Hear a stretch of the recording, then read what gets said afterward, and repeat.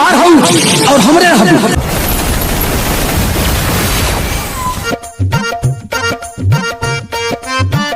तू सिर्फ हमार हूँ और हमरे